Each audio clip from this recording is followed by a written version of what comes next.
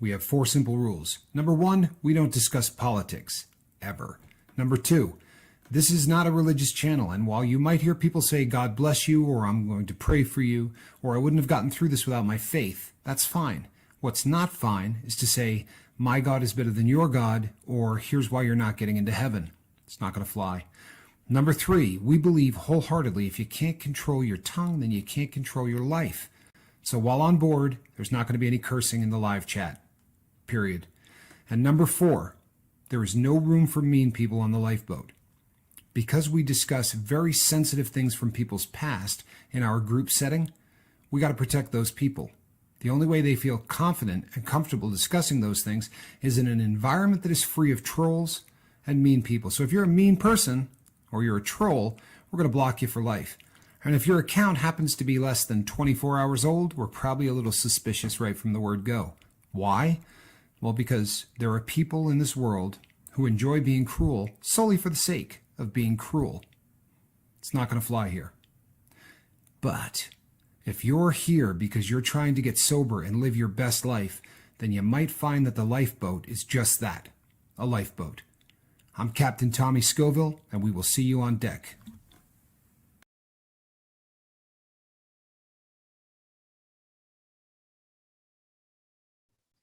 Hello, everybody. I'm Captain Tommy Scoville, and you were on the lifeboat. I know what you're thinking. You're thinking you weren't going to see me tonight.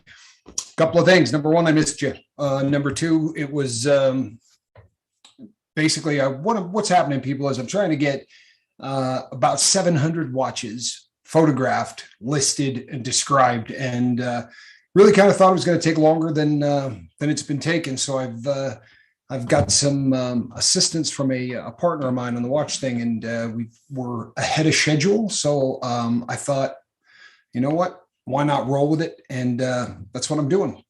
So, and I want to say a shout out to, he's not here tonight, but in case he does watch, I'm going to just a shout out to Mark for pinch hitting on really, really short notice, and probably not something that I should probably be a little better about that. But I'm here tonight, and people, this is a subject matter in a roundabout kind of a way.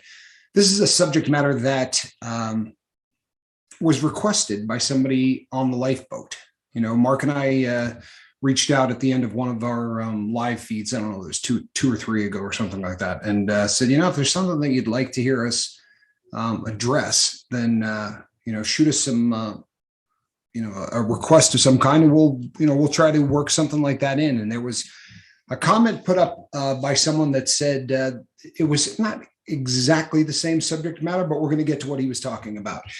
He was really sort of concerned about what you do when you have a child who is on drugs. And this got us talking, and it seems to us that this is a subject matter that goes really deep. You know, as someone in recovery, how do you talk to your loved? Well, this could end up being 3 shows, because this is just one of those subjects that goes so deep in so many different directions that you know, to cover it all in one might be a stretch. We're going to give it hell, but we're going to see whether or not we can get it all done in one. Because when you think about this, this is one of those subjects that there are so many different applications to this. For instance, you know, once you get sober, obviously the people in your life need to know you're in recovery. And that is that's one aspect of talking to the people that you love, your family, about drugs. But there's also a big one, and this is really where I'm going to lead with this, because this is what the question was specifically, was what if you have a child that's using? And this is really hard, people, for a lot of reasons. But this is a very difficult thing for addicts. It's a very difficult thing for parents in general. But we have the added struggle. You know, when you find out your child's on drugs, for the most part, for air quotes, normal people, there is a progression that is very, very predictable. The first thing is shock, right? You just absolutely can't believe it. The second thing is usually denial. This is something that every single parent goes through. But if you're a recovering drug addict, the shock has the edges knocked off of it a little bit, because if you're air quotes again, a normal person, and your child has no knowledge whatsoever of the fact that mom or dad was a drug addict, it's more of a shock. For those of us that have spent years addicted, I think in the back of our heads, we're almost always worried that this is something that just might happen and probably will. You know what I mean? There's, whether or not you want to believe in the genetic predisposition to drugs, there's a decent amount of science to back it up. If you don't agree with me, that's fine. But because of that, there is always an added chance that the children of people with alcohol abuse disorder, or the the children of parents who have drug addiction, are often very likely, to carry that same predisposition. And kids in general experiment with drugs. I don't think this is a shock to anybody, that this is something that happens quite often, but we don't go through the same shock and denial. Once we realize that this is happening, the whole, oh, there's no way that could be my kid thing is probably a little less prevalent with people who have done drugs. But there's a whole other level that comes into play, because when you're someone who has struggled with addiction and your child begins to use, there's a different amount of guilt, I think, that that we have to cope with, that air quotes normal people, everyone, when their offspring starts to use, everybody goes through that, where did I go wrong thing? What did I do to cause this? And I have done, I don't know how many shows on the fact that I've never been a big believer in the fact that, in every instance, the reason that people decide to do drugs has something to do with bad parenting.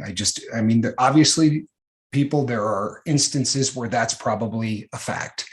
I'm sure that there are many instances of people who had such a tough upbringing that they use drugs as a way to escape that. But that's not, 100% of the time by any stretch. And there are great parents who did a tremendous job raising their kids and unfortunately just didn't know what to look for. I really believe that that's my situation. And the fact that I have 3 siblings and, I was really the one that ended up going off the deep end and really, really messing up. They didn't raise me any different than they raised my sisters or my brother, but I ended up going down a very different road. But once, when you come to the realization that your child is using and you're someone who has been addicted to drugs, there is a different kind of blaming yourself than the normal, non-addicted parent goes through, because obviously this is something we struggle with. I have 2 children.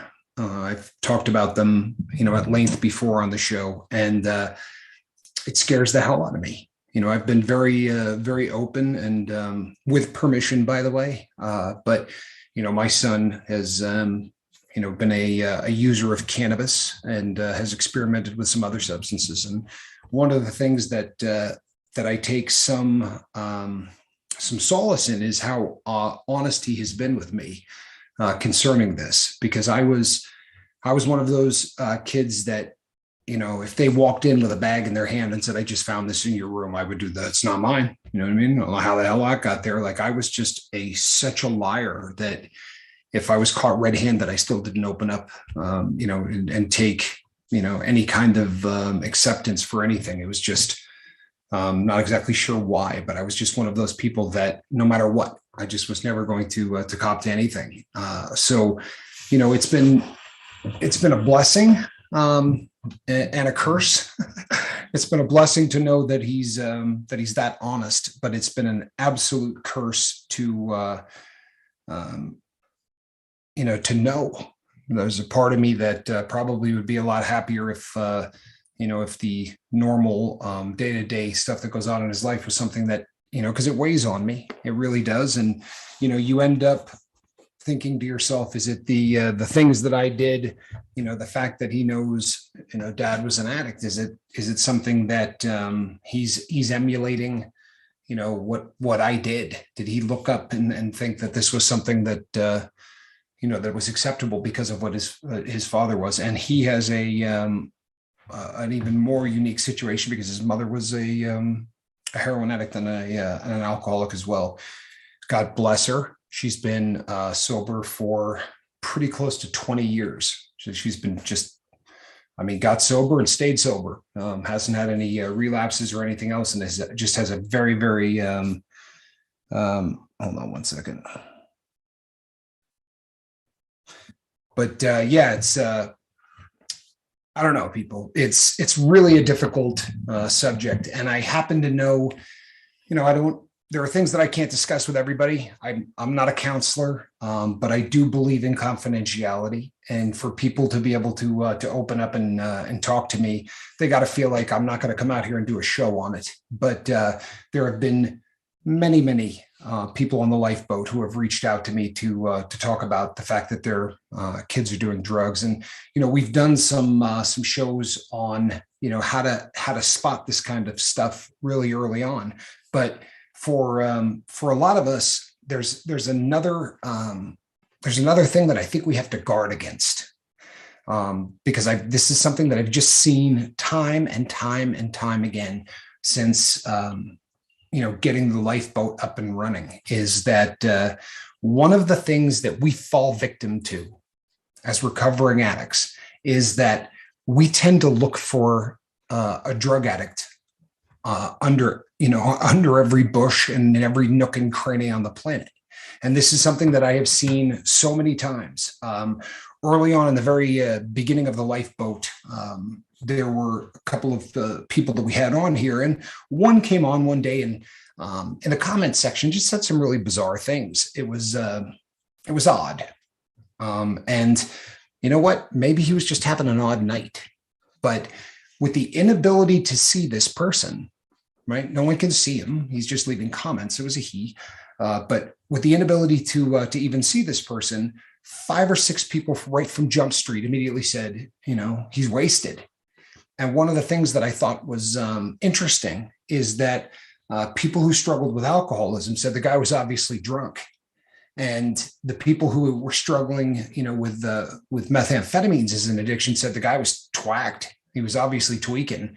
And it was like, we look for the things that we struggled with in other people. And I think that that's something we got to guard ourselves against, whether or not this is our children, whether or not this is siblings, whether or not this is just friends.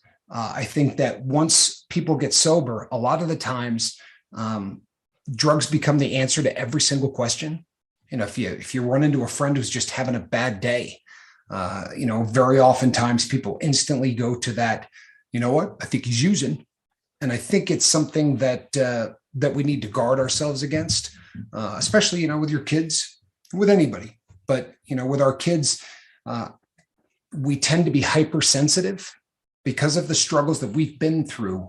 We spend so much time and so much energy just being so concerned about not raising a child that goes through the things that we went through. I wrestle with it constantly. It's something that I think about all the time. I want so much to make sure that my children don't fall into any of the pitfalls that I did. God forbid, that one of them would end up incarcerated. As bad as prison was, and it was not a good time. I've done plenty of shows on prison, so I won't, get into details and all of that tonight. That's not what this is about. But as rotten and as awful as prison was, I would rather do the rest of my life in prison than have one night of my child in there. I can't imagine what I put my parents through. I can't imagine what I put my sisters and my brother through.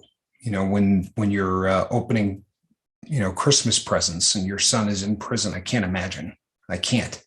And that's one of those things that I think about so often. It's so much more dangerous today. Gratitude for sobriety. Yeah, I agree with you. It is so much more dangerous today. And this is something, I'm glad that you said that, Andrea. I really am. It's Andrea, right? Yeah. Because our children are not in the same world that we were in. They're not. When I was making mistakes and I was coming up through my life as an addict, if I bought a bottle of Loratab, I was going to get a bottle of Loratab. There was never a doubt in any way that I was going to end up with fentanyl that was going to kill me. And it's a much more dangerous world today than it was even 5 years ago. But obviously, my time was when I was my kid's age. It was last century. But it really is dangerous. And I've done so many shows on exactly this because, currently, monthly, they'll bust 10,000, 20,000 pills coming across the border, sealed in the little pop. I don't know what blister packs, I think they call them. But this stuff is coming across, in blister packs. They have taken the drug game to a completely new level, and our children are now, the drugs that they're experimenting with, even if they're just smoking weed. Street weed used to have almost no THC in it. Really, it was the numbers were so low. And every time I do one of these shows, and I talk about the level of how high the THC, the active ingredient of marijuana, how much stronger it's gotten. It's always, I'm always coming in low. Like I did a show and I said, they got stuff that's 30. I don't remember what I said, 34. And somebody came in and said, man, they've got stuff that's 40. I don't know where it's at now, people, but it's 10 times, the kind of strength of the things that we used to do. And it's one of those things that that frightens me. And as parents, it should frighten all of us. It really should. But the real question was, what do you do? How do you talk to a child who's already using? And if it were me, I would talk very much about my experience. I would, chances are when you're first talking to a child who's experimenting with drugs, they have not seen any of the negative side effects. I mean, truthfully, if you think about drug use, especially, in people that are young, most kids, and I'm not going to get into a debate about gateway drugs and all of that, but most people do start with marijuana. That's the drug that most people, experiment with the first time. Whether that makes that a gateway drug or not an argument I'm going to get into. I don't care one way or the other. I really don't. But that's the drug that most people start. That's a statistic. I'm not making that up. So they start to experiment with drugs. They're not seeing the end product. Everybody around them has maybe been using a year. Most of the kids that they're using with are their age. So there's no one had really had an opportunity to get a look at the long-term effects of drugs and what they can do to a person's life. So when you sit down and you try to explain to them, look, this stuff landed me in prison. This stuff, I continued to climb the food chain and do,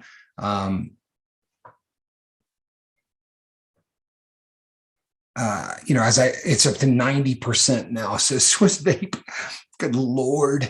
Yeah, that is absolutely terrifying. He said the concentrate is up to 90% THC. So again, I'm not even in the ballpark. It just keeps growing by leaps and bounds because of the legalization. Obviously, the people that are genetically engineering this stuff no longer have to do it in a closet. Now it's something that, there are even corporations that are now involved in trying to make the product as strong as possible. So, and I'm not here bad mouthing weed. I'm not doing any of that. I'm here just talking about, today, all we're talking about is the ability to talk to your kids about it. But when you sit down and you have that conversation, when you start telling them all of the horrendous things that can happen from drug use, they're not going to have seen any of that. And it's going to sound like sensationalism to your kid. So, in my situation, I remember very distinctly when my son told me the first time that he had smoked pot. And I said, if I had never smoked pot, I don't think I would have ever ended up in prison. And I mean, he was aghast. That was not something that made any sense to him. And I said, I'm not saying that weed put me in prison, because that's not what happened. But pot got me, I started partying on that. And it got to a point where, as opposed to coming out of pocket and spending $50 on an eighth, which is what it was back then, it was 25 a quarter when I first started, I think. But instead of going into my pocket and getting that, I just started to organize people and get their money. Didn't consider myself a drug dealer, but I would get 5 or 6 people's money. And in the process of doing that, I could get it for free. And looking back in hindsight, I was a drug dealer. You can call it whatever you want. I was just being organized and trying to save myself a little money, however you want to word it. I assure you that law enforcement would consider that dealing drugs, and that's really how it would go down. And I remember having the conversation with him, and I said, the problem is that once I started to do that, I realized I was breaking the law. And all of a sudden that threshold for me started to lower, because if what I was doing was illegal, then, it didn't seem like a big crime to me. And then, from there, it just sort of spiraled and got out of control. And I tried to explain to him that, from there, I started looking for opportunities to make money in other ways. And for me, that was stealing. If I saw something that, I was a skier, and it was just really easy to grab a pair of skis on the way to the car, and very, very easy to sell. And, the next thing you know, you're a thief. And for me, this just spiraled out of control. And people, I'm going to get emails today from people that say, I smoked pot for 20 years and I never stole anything. I believe that. There's a ton of people for whom that's the truth. I'm just telling you the conversations I had with my kid, because for me, it was very obvious that the use of drugs lowered my threshold for all things illegal. It really did.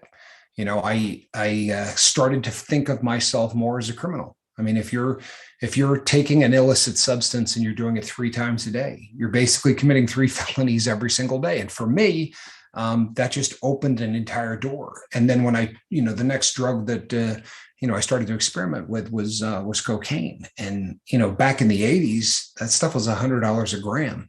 Now we were talking about a lot more money. And now, as I was organizing money and bringing it in, I saw the potential to make some money. And people, by that point, now it's spiraling out of control. And I think that when you have a child who is starting to use, your job is not to them, it's to love them. One of the problems that I think that comes up very, very often in these situations are that there's so much anger that the love doesn't come across. And, you're never going to get anywhere. Everything that you do while talking to your kids about this is something that has to be dripping with love. It really does. He says, Swiss Vapor says, Captain, medical concentrate dabs up to 90% and only 4 grams per day and person. So if you use just 8 grams for treatment per day, you're screwed. Wired laws. I know the laws are probably a little bit different in your country versus ours, but it's any way you shake it. You know what I mean? When you start talking to your kids, that again, love being the key. And I definitely led with that. I just said, I kept repeating to my son, the last thing in the entire world that I want is for anything bad to happen to you. As parents, there's nothing we wouldn't do to try to keep our kids from ending up in a bad situation. And there are tons of people who argue, well, the kids just need to go and make their own mistakes. And you know what? There's a lot to that.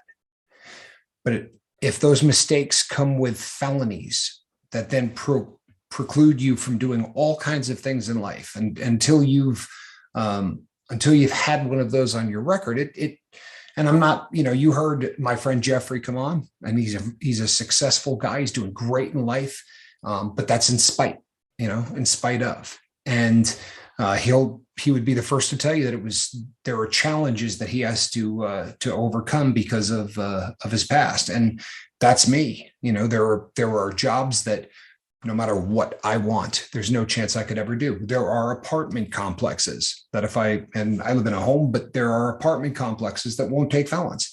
There are all kinds of things that, we really want to prevent our kids from ending up in that in that kind of a situation. Swiss Vapor says, Captain, it's U.S. law in Colorado. Thank you. I'll be honest with you. I am on cannabis laws and things of that nature. I am woefully undereducated on all of it. You know, once I got out of that, there was a time where I could basically quote you drug law from the top of my head. I could tell you what the NRS code was and how much time it carried. And the reason being, I was always one of those people that, you know, I wanted to know the things that I was doing, what kind of, time it carried. In Switzerland, it's still sort of illegal. Only CBD allowed. In my case, I use medical. And people, again, I am not bad-mouthing medical marijuana. I'm not bad-mouthing marijuana. And Mark and I have talked about this a lot. Our stance is that we're anti-addiction. I am not a virulent anti-drug channel. There are people for whom these are non-issues. I'm not one of them. And I'm not kidding myself in any way that maybe there's one out there that I can do. I know me. I know me very, very well. I don't smoke cannabis because I smoked it every single day for about 18 years. And the only reason that I stopped was because heroin became such a huge part of my life that there was no room for anything else. Vicky Brooks says, I talked to my daughter about birth control too. Not approaching the subject doesn't mean it won't happen. I agree with you 100%. I agree with you 100%. You can preach abstinence, but you educate on condoms or on birth control. And I agree with that. And as a parent, I view the same thing on drugs. I absolutely, when talking to my daughter, my son is a grown man. My son is just turned 30. But for my daughter, when I talk to my daughter, I preach abstinence about drugs. Don't do the stuff, but I don't leave it there. I have educated her on each substance and what the pitfalls are. I made it very, very clear that, God forbid you're going to start doing opiates because your mother was addicted to opiates and your father was addicted to opiates. And you probably have that, that precursor, that, the predisposition to this, but, online strips without clothing. All right. Could somebody please delete Naked HD for me? That would be great. I love porn sites. But as much as you preach the abstinence, I said to her, you can't opiate road at all. But know that, if you're at a party and someone says, hey, do you just want one Loratab? You don't know you're getting a Loratab. If someone says, well, all we're taking is Percocet, how the hell do you know it's Percocet? Because the days that you could just read a pill and know what you're taking are over. And I think it's in our best, interest to educate the snot out of our kids. I think just say no needs to be spelled with a K, not an N.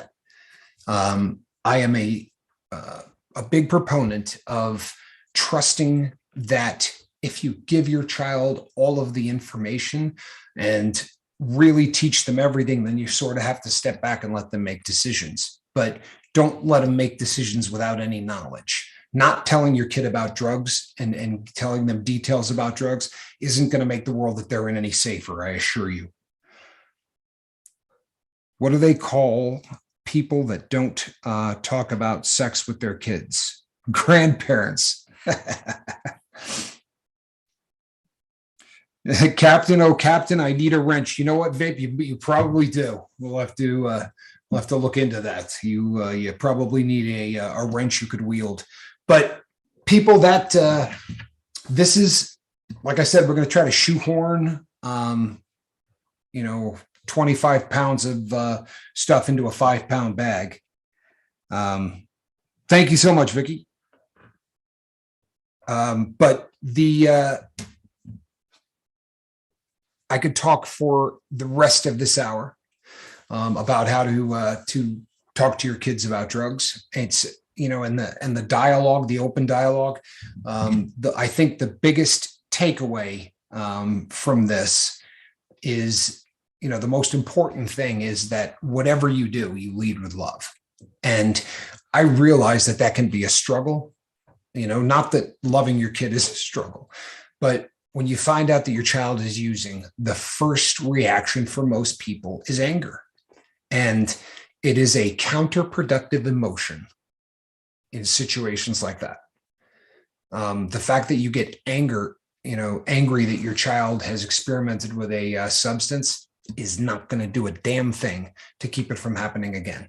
In fact, one of the great examples that I like to use, because I just think it really illustrates the point. But, when I first started trying to put together the lifeboat, it was really just to talk to parents about how to raise drug-free kids. Like, that was really the goal in the very beginning. And we actually went out and we did a few test markets, and we went and talked to some schools, and we would talk to the kids. And then on the weekends, we would talk to the parents. And, I said, Saturday morning, you sit down after they had talked to me, you sit down and you talk to your kids and you say, you know what? This is your amnesty hour. I'm going to ask you some questions and I want to know the truth, and no one's going to get punished, right? But you open that dialogue and you get it so that your kid can be honest with you, because that's the safest thing that can happen. Is if your child is willing to tell you things, then you can actually be a parent. You can intervene in things. If you're getting lied to and you don't know, that's the most dangerous situation. And I would say, ask your kid, if you experimented with any drugs, and again, you're not in any trouble. So you sit down on Saturday and you say, and the child goes, yeah, you know what? I did smoke a little pot. And you go, that's okay. You know what I mean? I told you this was amnesty hour. So you experimented with pot. Was there anything else that you did? No, it was just weed. Who did you do it with? Kevin. You were never to see Kevin again. You're not going to. That's it, man. You're done. What you just did was you trained your child that you can't handle the truth, that you cannot, that they can't sit and talk to you, because you are going to intervene in such a way that you're going to lose it. And you're going to make snap decisions and blanket, commands that are going to change that child's life in a way that they're not comfortable with. Your best bet is to ask that question. And if they say, yeah, you know what, I used and I did it with Kevin, that's the really, damn. Honestly, I thought Kevin wasn't one of the names that I would have thought. I thought he was a smarter kid. I thought, more respect for his, his judgment, thought that he would be a little bit better grounded. People, the real danger in that, and again, this is not, I don't want to spend the entire hour on this because it's so easy to spend an entire hour on this. But the real danger in this, and this is just, right, this isn't Captain Tommy. This is not an opinion thing.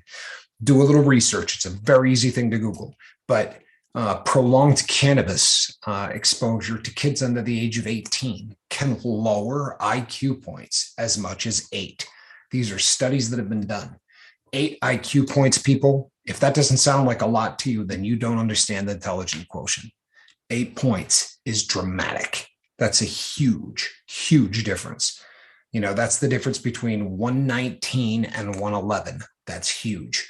Or if you're blessed, it's the difference between 142, right? So you're in that genius range, or you're going to drop below to where you're not. I mean, that's a big, very serious drop. And in a perfect world, it would be good if experimenting, if it happens, it should happen in college. That's my personal opinion, or after college, after they're past 18. But if it's going to happen, it should happen with them knowing so much about all of the things before it happens, that when someone says, we're thinking of, smoking a little pot, trying it, your kid might go, you know what, maybe I'll give that a try. But if they say, and we're going to take, some Percocets, no, I'm not going to take any Percocets. How the hell do I know where they came from? Or if your kid decides to, they can say, did you get those from a pharmacy? You got a bottle that's got the name of them on them. I'm not encouraging anybody to try opiates. I assure you, as a heroin addict, it's not something I would want to happen. But if you give your child all of the knowledge and you really beat home all of the points, if they're going to make that dumb decision, It might be great if they know that it came out of a Walmart pharmacy and it's still in a Walmart pill bottle versus some guy that pulls out a Ziploc baggie out of his pocket and has 6 of them in it. Because the difference between those two scenarios is life and death. There are people who are going to die tonight because they ate Percocets out of somebody's baggie. That's the world we live in. So talking to your kid now about drugs, and if they're already using, people, what it really boils down to is just being loving and honest and involved. If you flip out, they're not going to talk to you about it anymore. It's keeping your head, remaining calm. And it's hard because you're going to start blaming yourself. And when you start blaming yourself for anything, you're already defensive. It's a lack of love and low self-esteem that drives kids to drugs. Kids fall victim to bad parents or social belongingness at school. You know, Jeffrey, I agree with you. I would say about 9 out of 10 times. I think that 9 out of 10 times you're going to fall into one of those two categories. For real. It's the need to belong or escapism. Things going on at the house that they would really like to, to be able to just, have a coping mechanism other than, the skill set that they have. And then I think that, whether you call it peer pressure, I guess it, sort of fits into the wanting to fit in, but the social environment that we live in and all of those things, I think curiosity for some kids is overwhelming. And, for me, I really think it was a curiosity issue. My parents, or knew my dad anyway, but my parents, and for me, I came from a very, very loving family background. We ate every single meal together. I just really was blessed with the upbringing, and you know what? I was a captain of the football team, and was very active in sports. I had a bunch of different little cliques that I hung out with. I did theater. I did all of these different things. I had all of those groups, and I sort of belonged to all of them. But there was something, there was a curiosity there about drugs that the first time I got offered weed, I said yes. And it wasn't like my parents didn't give me a drug lecture, because I got a bunch of them. But it was always just don't do drugs. There was never any real discussion as to what that necessarily means. Stacy Michaels says, yes, not always bad parents. I have seen, and I honestly considered, I've done a show on this, but I honestly considered writing a book on it, that there are great parents raising drug addicted kids. There are. If you've ever seen heroin packaged, it comes in a little balloon.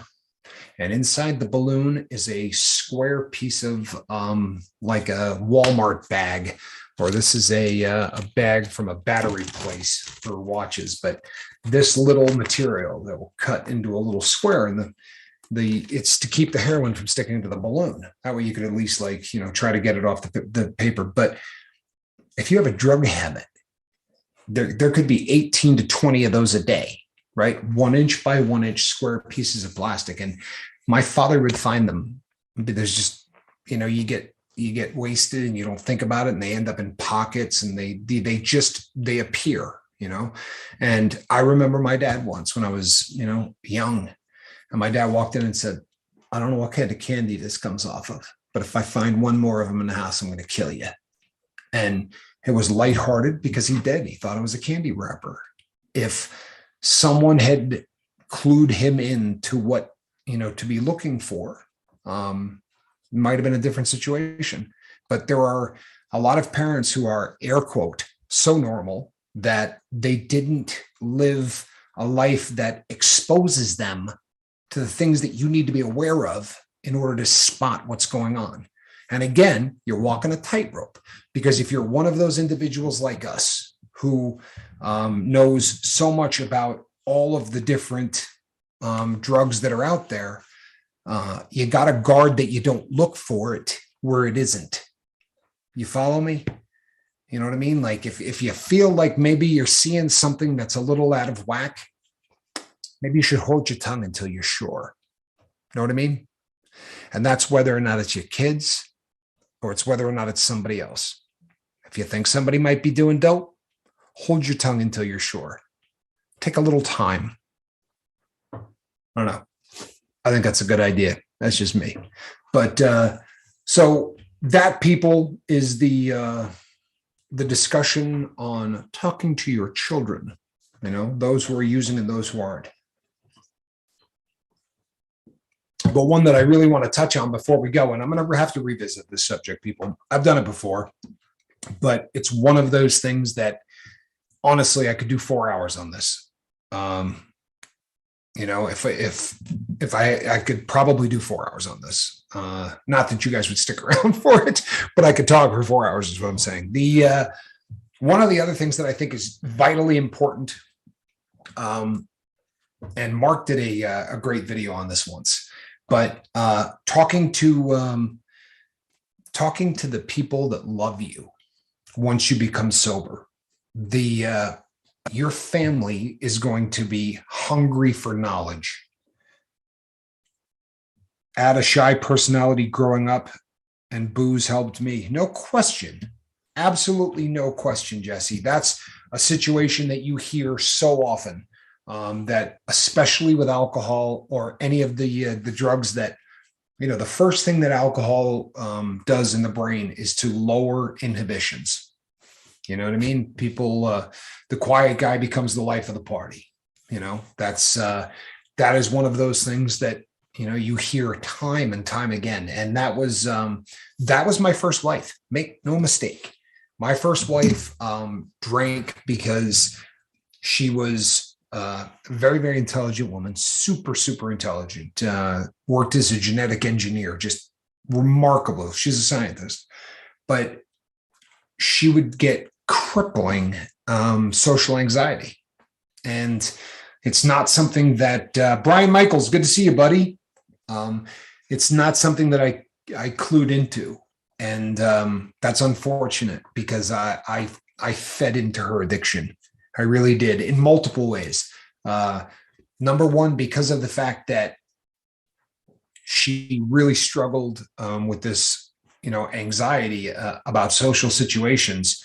Having someone around that was sort of gregarious, and someone that wasn't intimidated by social situations, it was like she just sort of locked on to the fact that she could deal with a lot of those situations by using me as a buffer, right? Like I don't have to worry about too much conversation, because if I just hold off, Tommy's going to, answer the questions, or, or talk or whatever. And this is not something that occurred to me even after she was sober, but years later in a conversation, she basically, kind of spelled it out for me. But that's a reality. But as you get sober, people, your family is going to be starved for answers. They are. Your siblings, your mother and father, your loved ones, because although all of us here are in the same boat, there's no explanation required, right? If you say, I did cocaine for 6 years, I was an addict, everybody here goes, oh, okay, right? Makes sense to us. We all understand what it means to have that overwhelming need to use. Requires no explanation. It's one of the reasons that group sessions are so productive. If you were to have a group session and talk about drugs with people that have never had a drug problem, you'd spend the entire damn group trying to explain why anyone would do drugs in the first place, because it's not logical, right?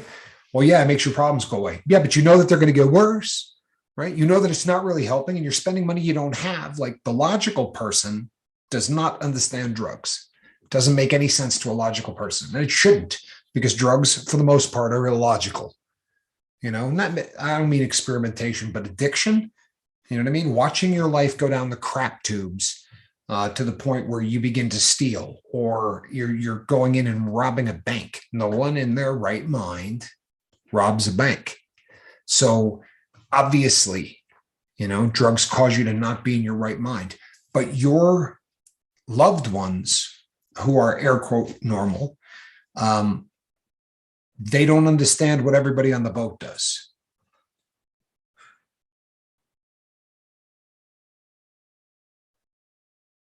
Sorry, people. Yeah, Jesse Brown said, if you have a role model, someone in your life, well, especially, in the situation he was at, obviously he said he was a very shy person, had sort of social anxiety, and he's got an uncle that he can look up to, and every time he sees that guy, he's got a beer in his hand. I will admit that, Johnny and I had an uncle on my dad's side that we just thought was the coolest guy in the entire world. Like our uncle was just the coolest guy. You know what I mean? He was one of those people that we looked up to. And I remember being maybe 16, 15 years old and finding out that he used to smoke pot. And I was like, oh, that's so cool. Like, I just thought, damn, here was an adult that does that, and it was a validation for me. It was. I definitely took some kind. I don't blame them. I own the mistakes that I made, but there was definitely a validation in that. And that's something that I think we got to guard ourselves against. I don't ever want to be that uncle. I don't ever want to be that guy that sort of leads people the wrong way. I want him to be like, Uncle Tommy's cool and he was on drugs. But, and again, people, this will take more than one show, but know that once you get sober, your loved ones, I would say to people, if you're 2 weeks sober or you're 72 days sober, Brandon, my brother, 72 days. But if you've got a couple of months or 3 months, you can say to your loved ones, I know you got a lot of questions and I've got answers. Give me a little while. Let me formulate some stuff in my head. But I promise you, if you're going to rebuild relationships with the people that you really care about, they need answers. They do. I'll give you a perfect example. When I got out of prison, not a year and a half ago, but when I got out of prison, the previous incarceration, I came over to my father's house, and my dad sat me down, and he had a list of questions that he wanted to ask. And for him, it wasn't things like, make me understand why you would do drugs, because that I think he knew that was something that couldn't be explained to a non-user. I could try to articulate it, but it's not going to make any sense. No, it was questions like, you told me once that you needed $800 for this. Was that the truth? And at the very beginning of the conversation, I said to my dad, and this is one I would lead with, by the way, don't ask me a question if you don't want to know the answer to it. Because once we start down this road, I'm never going to lie to you again. Like, this is something that I want to be done with. So if you ask me a question that you're not ready for the answer, then don't ask it, because I'm not going to BS, and I'm not going to sugarcoat, so he would say, you told me you needed $800 because the transmission in your car went out. And I would say, no, I bought 9 grams of heroin. I remember that day. Or he'd say, you told me that you had done this, or this. Was that the truth? No, it wasn't. And occasionally, I would say, no, that actually happened. But when it was over, and it was very tense, people, it was one of the most uncomfortable, but only for about the first maybe 5 minutes. When we were a half hour into it, he was actually laughing. There were things that I think that he finally realized. I think he finally realized that it was in the past. You know what I mean? That at least my lying to him was not something that, it was not a road I was going to continue to go down. And, that got to an issue. Space Diesel, please do me a favor and reach out to me. I'm Captain Tommy Scoville at gmail.com. Captain Tommy Scoville at gmail.com. If you're on the bottle heavy right now, brother, and you want to talk, just reach out to me, because what I'm doing now is a sort of a general thing, and it's for all people. But if you're ready to put the bottle down, if you feel like, there are some things, really incredible things that are happening in the world of recovery. Things that 5 years ago weren't an option for people who are hitting the bottle heavy. Currently we have naltrexone, and they've been having just remarkable success with naltrexone. And there are ways for people to get on this in depending on where you're at. If you're willing to do a little paperwork, there are places where they will pay for it for you to do naltrexone. And it's if I don't know if you caught the show I did on this, brother, but you continue to drink. You don't have to stop drinking. You start to take the naltrexone. And as we've talked about so many times in the past, your brain begins to reward you for doing the wrong thing. So you crack that beer, and as it's getting right here, your brain is already giving you chemicals that make you feel good. That's got nothing to do with the booze. You understand? I'm not saying the booze won't make you lower inhibitions, lose some coordination, all of the things that booze does. But the really happy kind of content feeling that people get when they drink, they get because of the brain releasing chemicals. In many, many instances for people who are suffering from addiction, alcohol use disorder, that is what is causing it. So by taking naltrexone, all it does is block your brain from releasing the feel-good chemical when you take a drink. So they don't say, well, you take this and you stop drinking. They say, take this and continue to drink. And what happens for most people who are hitting the bottle heavy is it takes the fun out of drinking. And it's a great argument for the malfunctioning reward center of the brain being the number one cause of addiction, because once you remove that from the equation, guy will sit down, drink 6, 7 beers, and by the time he's done with number 7 or number 8, he's going, you know what? This isn't fun. It really is not what I thought it would be. And Miss V says, for Space to even openly admit it is a step in the right direction. And you know what? She is on the money. Miss V, great comment. Absolutely a great comment. It isn't just a step in the right direction. It is the step in the right direction. It is the point at which healing begins. When you can come to another, group of people who have been in the same boat and openly say, you know what, I'm getting out of control with this. I'm not in a good spot. That kind of honesty is the beginning of all healing. It really is. Captain Captain, true words. Tell about not to do the cold turkey. Amen. Please, if you're getting ready, Space Diesel, if you're getting ready to make that plunge and you would like to put down the bottle as heavy as you're hitting it. Man, I was on the phone with Swiss Vape when he was in the process of cold turkeying from alcohol. And I mean, this was a guy that was drinking gallons of booze. I kid you not. His alcohol consumption was way too much to quit cold turkey. And we are blessed, whatever you believe in, Kismet, the universe, God, but we are blessed that he's still with us, because the amount that he was consuming for him to go cold turkey, honestly, we're lucky it didn't kill him. And we don't want anyone doing that. People, you hear that? We say it in the beginning, but nothing takes the place of medical advice from a doctor.